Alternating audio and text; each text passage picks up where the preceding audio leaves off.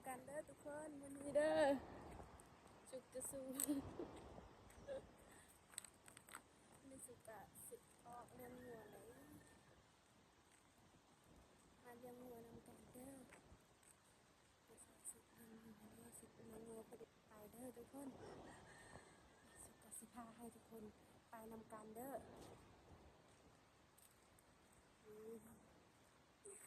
โอ้ยมันยากอีหลีเนาะทางนี่เมียข่อยก็ไหวไปนะข่อยตามเมียบ่ทันเลยตอนนี้โอ้ข่อยเมียข่อยหายอายข่อยนะอายข่อยเจ็บงัวตอนเศร้าก็บอกว่าสิเลี้ยงงัวกับข่อยสุดท้ายกับอีเมียไปเลี้ยงงัวโอ้ข่อยก็ยิบเลยบัดนี้เนาะตอนนี้ก็สิกะสิค่ะทุกคนไปนำกันเด้อโอ้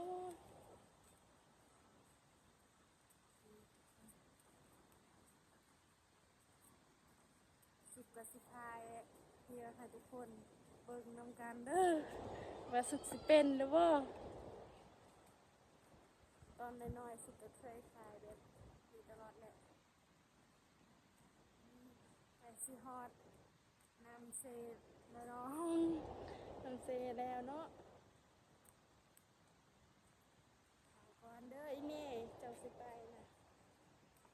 คอยกันตามอีเม่ยังบ่ทันกับบ่ทันแล้วตอนนี้โอ้อีเม่คอยไปไวแท้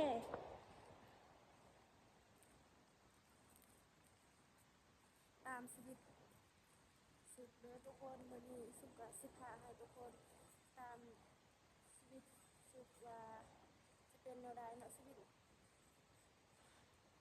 อยู่บ้านเฮามีแต่เป็นแบบนี้แหละทุกคนเดี๋ยวสุกสิพาไปโอ้เอาทุกคนนี่ฮอตน้ำเซแล้วน้องเลยเด้อ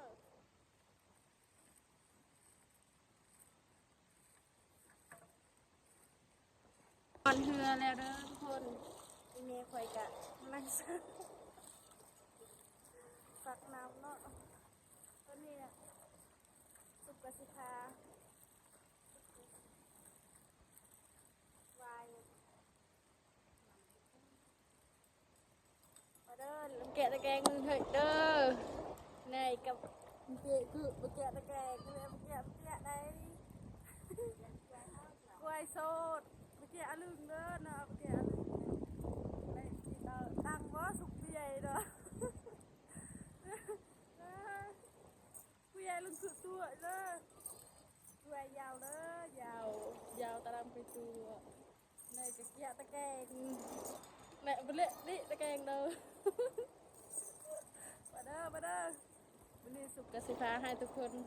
เบิ่งนำกันเด้อ